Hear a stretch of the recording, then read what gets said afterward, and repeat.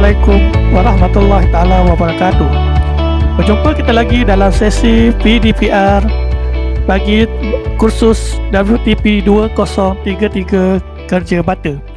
Baik, hari ini kita akan masuk tajuk kompetensi 3.6 iaitu Ikatan Kerja Bata. Baik, dalam Ikatan Kerja Bata kita akan melihat istilah-istilah dalam kerja bata dan juga kita akan lihat jenis-jenis ikatan kerja bata. Baik, ikatan bata.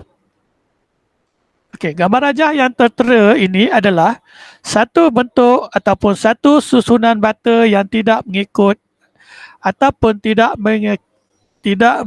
menepati prinsip ikatan bata, di mana bata yang disusun menjadi dinding ini mempunyai sambungan tegak lurus yang berterusan. Okey, perhatikan tegak lurus daripada bahagian bawah sehinggalah ke bahagian atas. Ini akan memberikan satu kesan yang sangat tidak baik kepada dinding tersebut. Di mana sekiranya beban diletakkan di sebelah atas, okey, katakan satu beban diletakkan di sebelah sini, di atas ni, maka beban tersebut akan tersebar hanya kepada bata yang berada di sebelah bawahnya saja. Okay. Dengan ini tembok ini ataupun dinding ini tidak dapat bertahan lama. Okay. Jadi itulah sebabnya kita buat satu ikatan bata yang mempunyai prinsip ataupun mempunyai yang tidak mempunyai sambungan tegak lurus, supaya beban yang atas ini, okey, beban yang atas ini dapat diagihkan sama rata kepada kuat. Baik. Seterusnya kita tengok istilah-istilah dalam sebiji bata. Baik. Dalam sebiji bata, okey, ada istilah-istilah yang tertentu yang kita gunakan, okey, di dalam pembinaan sebuah bangunan. Okey, yang pertama sekali, garis bucu. Garis bucu adalah tepi penjuru bata. Di semua penjuru ini, di penjuru bata ini dipanggil garis bucu. Baik. Sama ada menegak sini atau melintang dan sebagainya. Itu adalah garis bucu. Yang kedua adalah kepala bata. Baik. Okey. Permukaan hujung bata ni, okey, yang ni, permukaan hujung ini, bata ini dipanggil yang ni dipanggil kepala bata. Okey. Permukaan tepi ni, okey, semua ni, ini adalah kepala bata. Okey, manakala sisi bata pula, okey, sisi bata, saya ambil highlighter sini, okey, kita ambil color hijau okey. Manakala sisi bata adalah bahagian yang ni, ini. Okey, di tepi-tepi ni dipanggil sisi bata. Okey. Yang ni adalah sisi bata.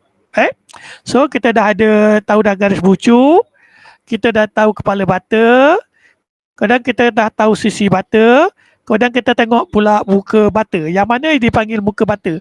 Muka bata adalah permukaan atas dan bawah bata. Okey, yang ni. Okey. Permukaan atas dan bawah bata. Yang permukaan atas ni, inilah dipanggil muka bata.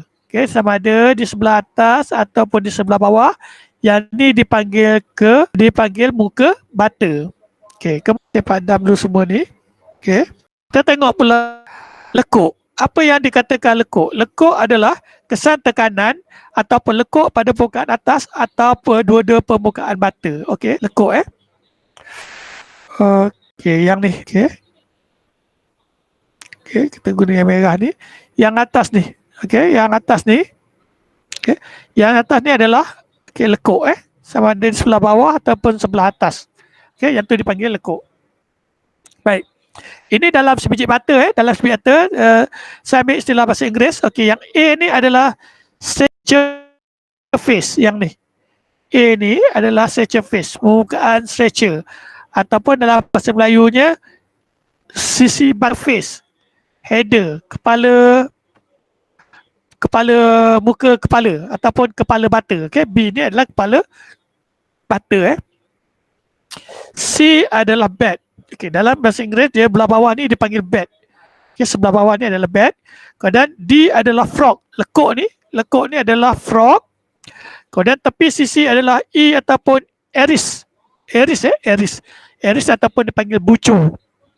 Okey, lekuk ni dia berada di sebelah dalam sikit. Kalau kita tengok dia akan berada sebelah dalam sikit. Okey, lekuk ni ada sebelah dalam. Okey, kemudian antara lekuk ni dengan F tadi, dengan iris tadi, dengan H tadi, dengan bucu tadi. Okey, jarak yang ini adalah dipanggil margin. Okey, dipanggil margin. Baik, seterusnya. Itu tadi dalam sebiji bata. Ini dalam ikatan bata. Sambungan muka bata. Sambungan mortar yang mendatar dan selari dengan muka bata. Okay, sambungan muka bata. Sambungan mortar yang mendatar dan selari dengan muka bata. Yang ni lah. Okay, kalau kita tengok. Okay. Sambungan mortar dan selari dengan muka bata yang ni. Ni muka bata. So, yang atas ni. Okay. Yang atas ni. Ini adalah sambungan muka bata. Okay? Sebab sebiji bata tadi, ini adalah dia punya sebiji bata tadi bahagian atas ni adalah muka bata. So, bila kita letak mortar atau satu lapisan ni dipanggil sambungan muka bata. Kemudian yang kedua adalah lapisan. Lapisan adalah lapisan bata yang termasuk sambungan muka bata yang ni. Ya, okay? Lapisan tadi. Okay. Okay, lapisan inilah lapisan yang ni. Ini satu lapisan bata ni. Ini satu lapisan bata termasuklah dengan kepala bata, termasuk dengan muka bata tadi. So satu ni dipanggil satu lapisan bata. Okey, bawah ni. Okey, bawah ni lapisan pertama dipanggil. Atas ni lapisan kedua. Okey. Sebab setiap lapisan tadi setiap itu adalah dipanggil lapisan bata. Okey, saya padam. Okey, saya nak tunjukkan ni pula. Apa? Okey. Lekap. Apa? Okey. Jarak mendatar. Okey, jarak mendatar bagi tindihan bata sebelah atas dengan bata sebelah bawah. Okey, kita dah letak satu bata dekat atas ni. Kemudian dia ada satu bata dekat sini. Dia bertindih di sini. Okey. Bata atas ni bertindih dengan bata bawah. Okey, yang ni dipanggil lap. Okey, yang ni. Okey, okey, yang ni. Yang ni dipanggil dia lap. Okey, lap dalam bahasa Inggeris. Kalau dalam bahasa Melayu dipanggil lekap. Okey, dipanggil lekap. Okey, kemudian binaan penjuru bertingkat. Permukaan bahagian atas tidak disiapkan dan ditinggalkan supaya berbentuk seperti tangga. Ini nanti kita akan tengok yang kemudian lah. Baik. Okey. Kita terus lagi istilah-istilah dalam kata bata. Okey. Penjuru terhenti bergigi. Okey, penjuru terhenti bergigi. Dia membawa maksud penjuru atau hujung tegaknya tidak disiapkan terus tetapi ditinggalkan suku bata atau setengah bata pada lapisan yang bersela-seli. Okey, yang ni hujung ni. Nampak Hujung ni dia tak buat habis. Dia tinggalkan bergigi. Okey, itu dipanggil penjuru terhenti bergigi. So macam gigi lah ni. Okey, so ditinggalkan sama ada suku bata ataupun setengah bata bergantung kepada jenis ikatan bata lah. Okey. So apa tujuan dia? Tujuannya adalah untuk memudahkan kerja menyambung pada masa hadapan. Okey, katakan hari ni kita buat kerja. Okey, hari ni buat kerja. So kita tak nak habiskan sebab mungkin kata tembok ni panjang. So kita berhenti dulu. Kita berhenti. Okey, kemudian kita nak sambung besok. So kita berhenti, kita buat macam ni. Besok bila kita sambung lagi bata, kita masuk kerja bata kat sini. Kemudian kita teruskan kerja. Okey. Baik. Penjuru terhenti. Penjuru terhenti pula sesuatu tembok yang penjurunya dihentikan dengan cara tegak. Okey, macam ni. Okey, ini kita terhentikan dia tegak gitu ujung dia. So, yang ni dipanggil penjuru terhenti sebab kita hentikan dia. Okey, kemudian kita tengok garis tegak Garis tegak, garisan tegak adalah padat. Baik, yang ni. Yang ni. Yang ni dipanggil garis tegak lah ni. Ni garis tegak. Garis tegak, garis tegak, garis tegak. Okey. Kalau katakan di sini bawah ni ada satu garis tegak, kemudian dekat sini pun ada satu garis tegak lagi, kemudian atas ni ada garis tegak lagi, kemudian ada lagi garis tegak ni. Okey, yang ni dipanggil garisan tegak berterusan. Garisan tegak berterusan ni lah cuba kita elakkan dalam pembinaan sebab dia akan menyebabkan tembok bata menjadi lembut. Okey, bata potongan. Baik, bata potongan. Ada dua jenis bata potongan, ada dua istilah bata potongan, istilah besar bata potongan. Yang pertama dipanggil bata kerat.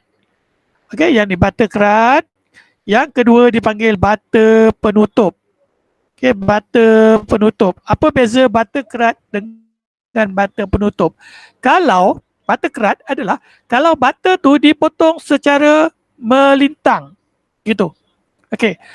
Kalau potong melintang je, yang tu kita panggil dia bata kerat. Kemudian bata penutup pula, kalau dipotong secara memanjang. Okey. Bila kita potong secara memanjang, yang ni dipanggil bata penutup. Okey. Ingat bata kerat kita potong melintang, bata penutup kita potong memanjang. Okey, kita tengok satu-satu pula. Okey, bata kerat ya. Bata pertama sekali kita kena tahu bata kerat setengah. Sebiji bata ni, biji bata ni bila kita potong dua secara melintang ini, yang ni dipanggil bata kerat setengah. Kemudian bata kerat suku. Kalau bata yang tadi kita potong dia suku, kita ambil suku je kat sini, yang ni dipanggil bata kerat suku. Okey. Kalau bata tu kita kerat dia 3 suku, kita nak ambil 3 suku. 3 suku maksudnya 3/4 bata. Yang ni dipanggil bata kerat 3 suku ataupun 3/4. Kemudian yang ni pula, kalau ujung ni jarak ni adalah 1 bata, okey, tapi sebelah tepi ni kita potong dia, ini 3/4 bata, 3/4 bata. Okey. Yang ni dipanggil bata kerat serong besar. Maksudnya dekat ujung ni kita ada 1 bata, dekat sini kita ada 3 suku bata, kemudian kita potong, kita kerat dia. So ini kerat serong besar. Kita ambil 3/4, yang ni 3/4 ni. Okey, bawah ni pula kita ambil setengah.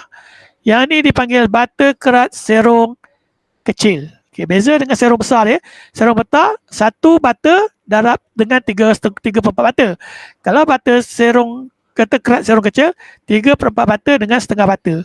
Okey, habis bata kerat. Tengok bata penutup pula. Bata penutup kalau kita potong separuh, yang dipanggil bata, kalau tengah kepala bata, yang ni kita ada setengah bata, kemudian kita potong dia, yang ni dipanggil bata penutup 3 suku. Baik. So habis tentang bata potongan. Bezakan bata kerat dengan bata penutup. Bezakan tu dulu, kemudian baru dapat istilah dia. Kemudian bata penutup 3 suku, dia macam yang tadi. Okey. Ikatan kerja bata. Okey. Sistem atau cara bata disusun membentuk sebuah dinding atau tiang dinamakan sebagai susunan. Baiklah, bila kita dah susun bata, kita panggil dia susunan lah, susunan bata. Okey. Pada umum yang digunakan ialah ikatan tegak untuk satu lapisan itu hendaklah tidak kurang daripada suku bata daripada ikatan tegak lapisan di atas atau bawah. Okey.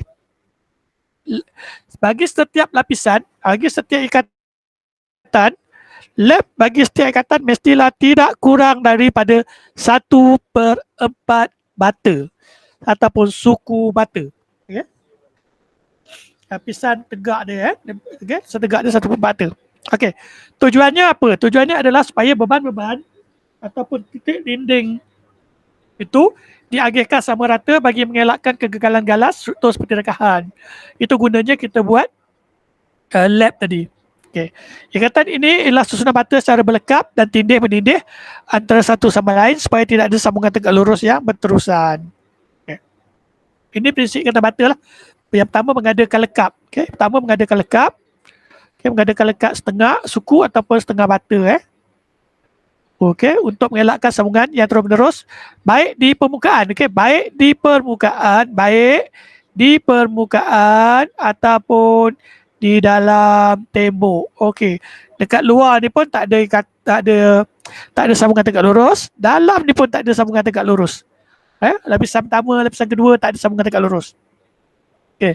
Kemudian tebal tembok biasanya disebut ikut saiz bata. Okey, kalau ni ini tebal tembok ni adalah 1 bata lah. 1 bata. Panjang memanjang ni 1 bata. Okey. Yang pertama sekali adalah ikatan sisi bata. Okey, ikatan sisi bata. Yang pertama kena ingat dinding yang mempunyai tebal 103 mm atau setengah bata. Okey. Batu bata diletakkan di atas muka bata, di mana setiap bata menunjukkan permukaan sisi bata. Setiap bata menunjukkan permukaan sisi bata. Okey. Lekapnya adalah setengah bata. Lekapnya setengah bata Okey. Kalau kita tengok pelan tegak hadapan ni maksudnya kita tengok tembok tu daripada hadapan lah. Okey. Lapisan bawah ni kita tengok dia adalah sisi bata. Okey. Yang kedua ni adalah sisi bata juga. Yang ketiga pun sisi bata. Okay. Sampailah ke hujung ni semuanya sisi bata. Okey. Itu lapisan pertama. Okey, lapisan kedua pun sama juga. Tengok lapisan kedua. Okey, lapisan kedua pun sama. Mesti dia dengan sisi bata sini. Okey, sisi bata di sini dan sisi bata di sini. Okey. Itu adalah ikatan sisi bata. Okey. Tebalnya tadi macam ni lah. Ini kalau kita tengok pelan lapisan pertama. Maksud pelan ni kita tengok dari atas. Okey, bila kita tengok dari atas, okey, tebal tembok ni adalah 103 mm. 103 mm ataupun setengah bata. Okey. Harus diingat ikatan ini tidak berkemampuan menyokong berat yang berlebihan. Okey, kenapa dia tak boleh menyokong berat yang berlebihan? Sebab tebalnya, tebal dinding ni, tebal tembok ni, tebal ni adalah setengah bata saja ataupun 103 mm. Biasanya ikatan sisi bata digunakan sebagai dinding pembahagi. Dinding pembahagi Okey. Tengok hujung-hujung dinding adalah dimulai atau diakhiri dengan satu bata kerat setengah atau satu sisi bata secara berselang-seli bagi lapisan dinding itu. Okey, kalau kita tengok lapisan pertama lapisan pertama ni dia letak satu bata dekat sini. Okey, kemudian disambung satu bata lagi dekat bata yang kedua. Okey, untuk lapisan kedua dia akan letak bata kerat setengah dekat ujung ni. Mula-mula dia akan letak bata kerat setengah. Kemudian barulah satu bata dekat sini, satu bata dekat sini, satu bata dekat sini. So, apa fungsi bata kerat setengah tadi? Fungsinya adalah untuk mengelakkan sambungan tegak lurus. Kalau kata lapisan pertama kita letak satu bata, lapisan kedua pun kita letak satu bata, dia akan jadi sambungan tegak lurus. Okey, itu sebabnya kita letak bata kerat setengah. Baik, ini adalah ikatan sisi bata simpang T. Okey, biasa untuk buat dinding rumah. Okey, ini adalah ikatan sisi bata untuk simpang berpalang. Okey, berpalang. Okey, bila berpalang kena tengok dekat lapisan pertama semua satu bata, lapisan kedua kena letak tengah-tengah ni kena letak 3 suku bata dekat sini. Okey, tiga suku bata supaya tiada sambungan tegak lurus. Okey. Okey, yang kedua ikatan jenis ikatan kepala bata. Ikatan kepala bata. Semua unit bata dalam semua lapisan bata disusun dalam arah melebar. Dinamakan ikatan kepala bata. Susunan ini adalah amat lemah tapi amat berguna untuk bina dinding yang melengkung atau bulat. Okey. Dalam ikatan ni semua bata ni disusun macam ni. Okey.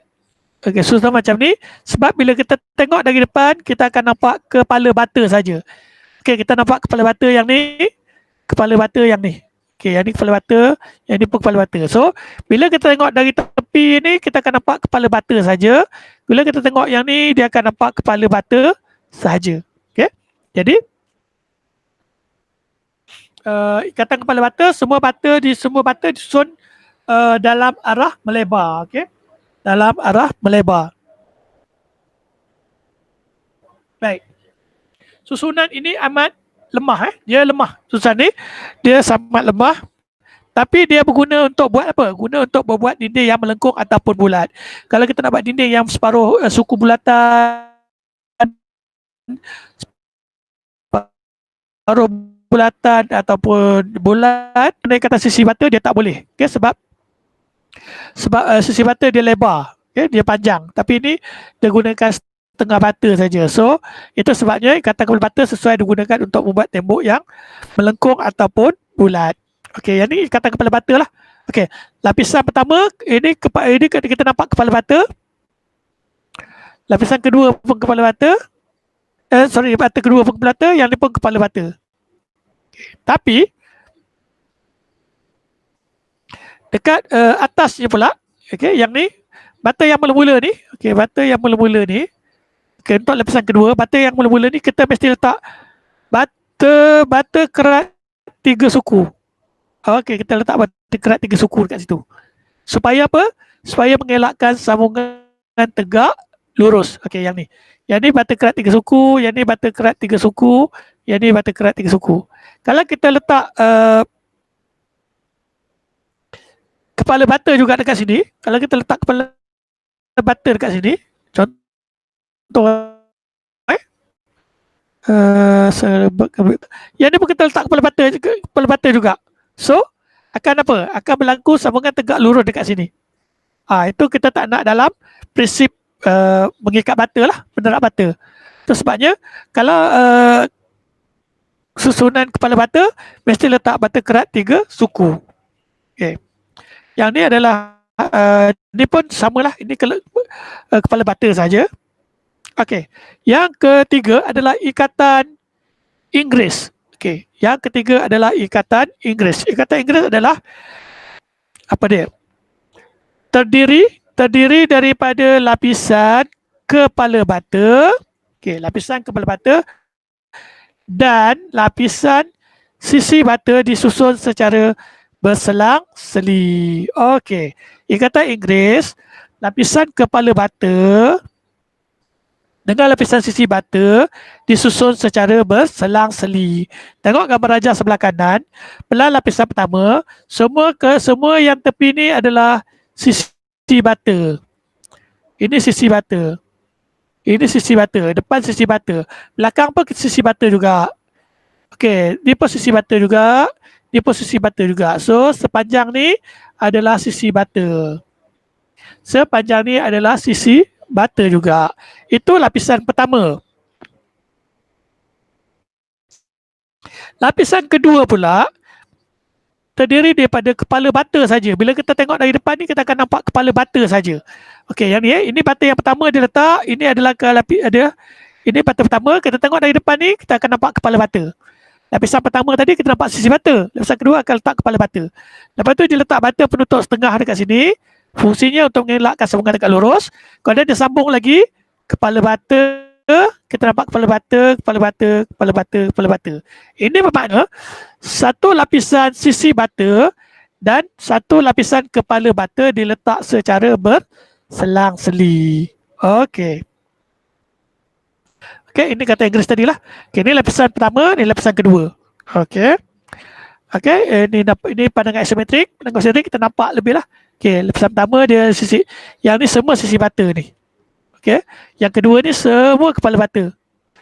Cuma dekat ujung ni, selepas bata yang pertama tadi, kita akan letak bata penutup lah kat sini. Okey, kita letak bata penutup. Okey, bata penutup separuh. Okey, untuk mengelakkan sambungan tegak lurus. Ini adalah ikatan Inggeris. Okey. Bila kita buat ikatan Inggeris yang bentuk L, okey. Tengok yang ni sebelah sini dia atas ni, lapisan atas ni, ini adalah sisi bata. Okey. Tapi kalau dinding yang sebelah ni pula, ini adalah kepala bata. Ini bermakna bila kita buat tembok L, okey, satu bahagian dinding ni adalah sisi bata dan satu dinding lagi adalah kepala bata dalam satu lapisan. Nanti yang bawahnya super juga, kepala bata sebelah ni, sisi bata sebelah ni. Okey, prinsipnya sama. Mesti ada satu lapisan kepala bata dan satu lapisan sisi bata. Okey, itu ikatan Inggeris. Kita tengok nampak ni ini kepala bata, ini adalah kepala bata, ini adalah sisi bata. Tapi yang bawah ni, ini adalah sisi bata, ini adalah kepala bata. Dia susun secara berselang-seli. Okey. Ini ada simpang T. Kalau simpang T dia macam tu juga.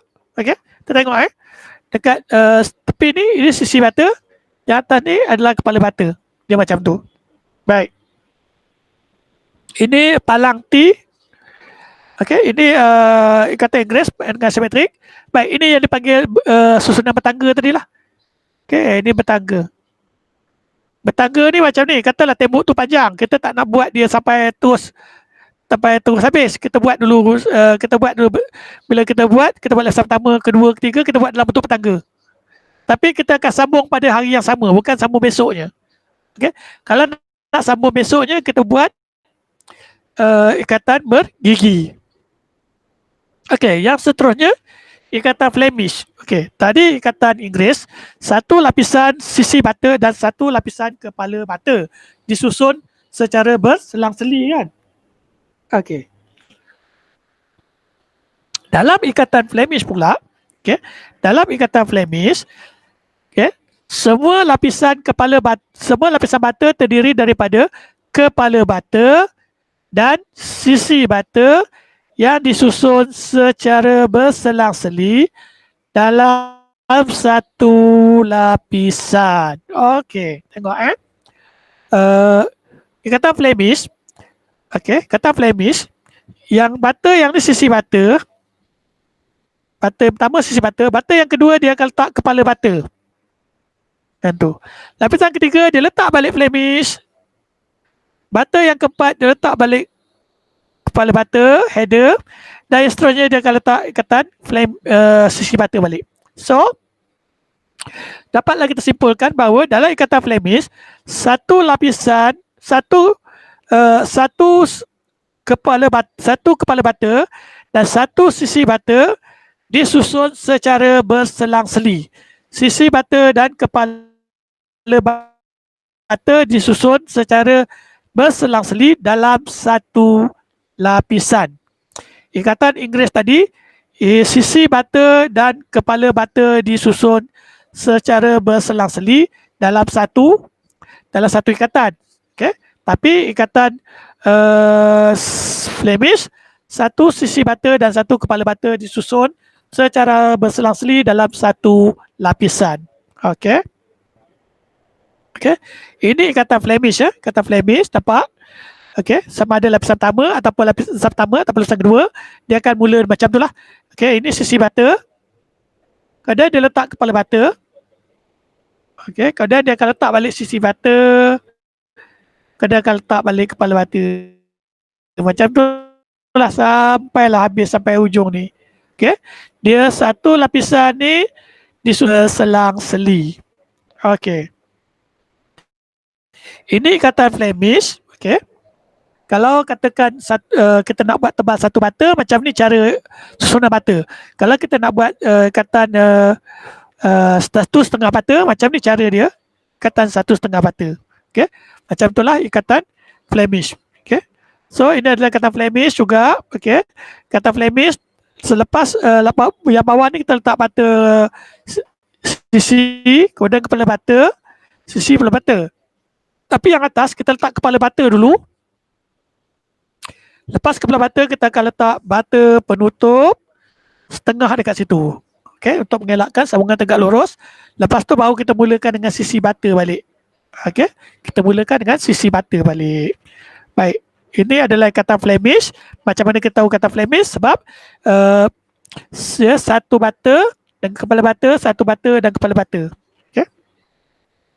Ini ikatan Flemish bagi bentuk T. Dan ini kalau kita tengok dari depan ikatan Flemish macam mana. Okey, ini adalah perbezaan ikatan Inggeris dan ikatan Flemish. Okey, ikatan Inggeris, satu lapisan sisi bata dan satu lapisan kepala bata disusun secara berselang-seli. Okey, ikatan Flemish pula, satu sisi bata, okay, satu kepala bata, satu sisi bata dan satu kepala bata disusun secara berselang-seli dalam satu lapisan.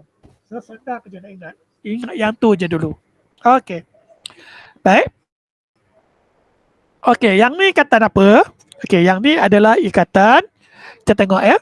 Bawah ni kepala bata saja, kepala bata, kepala bata, kepala bata, kepala bata. kepala bata. Manakala bahagian atas, sisi bata, sisi bata, sisi bata, sisi bata. So, ini adalah ikatan Inggeris. Alright. Yang seterusnya, ini ikatan apa? Ini mana? Bata bawah, kepala bata. Kemudian ada bata penutup setengah sini. Kemudian ini adalah sisi bata. Kemudian ini bata penutup setengah di sini. Kemudian ini kepala bata. Okey. Tengok dari atas. Ini sisi bata. Ini kepala bata. Dan ini sisi bata. So, ini adalah ikatan Flemish. Okey. Dan akhir sekali, ini adalah ikatan apa? Kesemua permukaan, kita nampak ikatan, kita akan nampak sisi bata. Okay, sisi bata, sisi bata, sisi bata, sisi bata. Siapa yang atas ni? Sisi bata, sisi bata, sisi bata, sisi bata. So, yang ni adalah ikatan apa? So, nama ikatan ni apa? Ini adalah ikatan sisi bata. Baik? Itu, okay. Ini adalah gambar, okay. Pelajar membuat tembok ikatan sisi bata. Okay. Di mana dia letakkan timbang air dekat atas ni untuk menguji kerataan yang ni, muka lapisan bata ni, okay. Muka bata sini, okay, dia letakkan timbang air untuk menguji kerataan dia. Baik. Jadi, sekian saja untuk hari ini. Itu saja untuk hari ini. Okay. Mudah-mudahan apa yang saya sampaikan hari ini dapat memberi manfaat dan dapat membantu kamu menjawab sekiranya ada keluar soalan ikatan bata dalam peperiksaan nanti. Baik. Sehingga kita berjumpa lagi pada sesi yang akan datang. Assalamualaikum warahmatullahi wabarakatuh.